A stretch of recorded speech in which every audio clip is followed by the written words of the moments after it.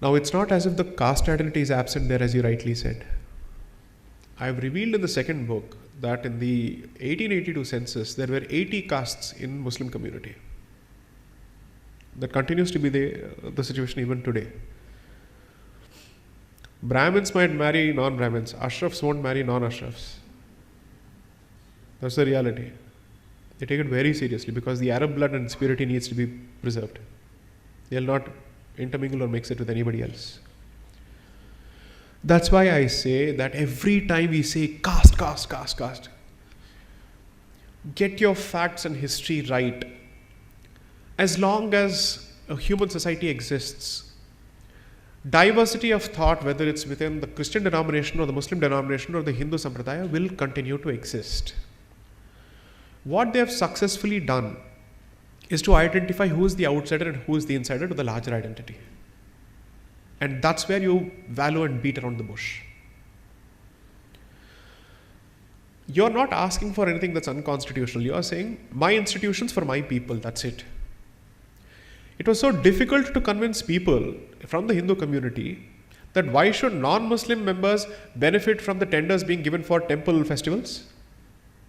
Why can't I even ask for exclusivity in those institutions which belong to my community? It's not for the municipal corporation. This is for temples. You don't know where to be broad-minded. You don't know where to be clear. You constantly wallow in this Udarwadi nonsense.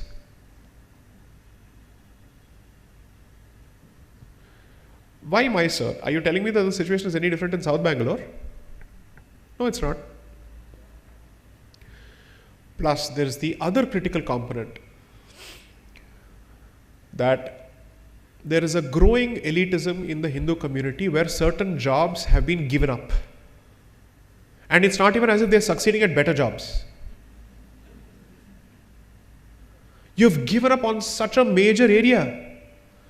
Could someone please give me the copy of my second book? And there's a reason why I included this. This was after a lot of research, talking to a lot of scholars. I put out this shloka. I'm very clear about what shloka the first book began with, the second book and ended with, and so is the case with the second book.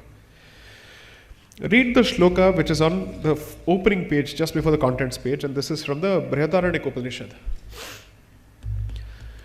Wait for me to finish it, and it will tie into the answer that I gave before.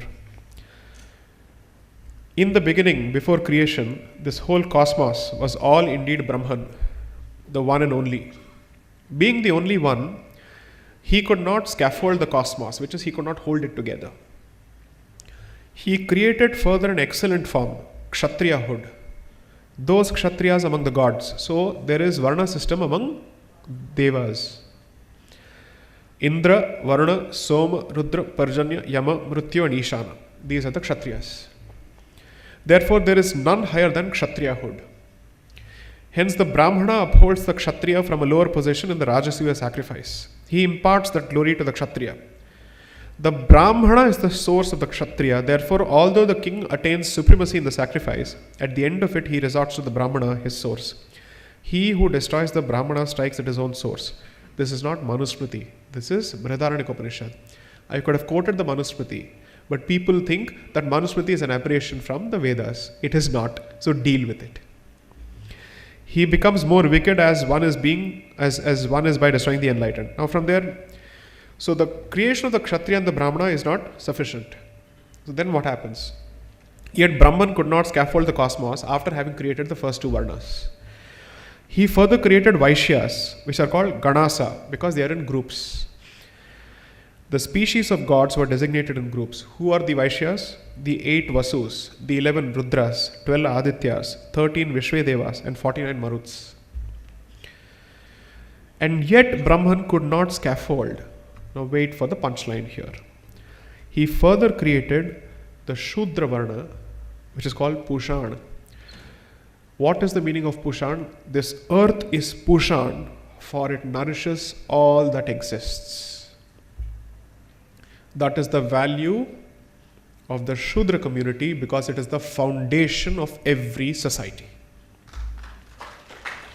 It is not a cuss word, it's not a swear word, it's not a bad word, it is not a casteist insult. This was always a very proud word. Yet Brahman could not scaffold the cosmos, as he was doubtful about controlling the ferocious Kshatra. He further created Dharma. This Dharma is the controller of Kshatra, hence there is nothing greater than Dharma. So that there is an honor code everywhere.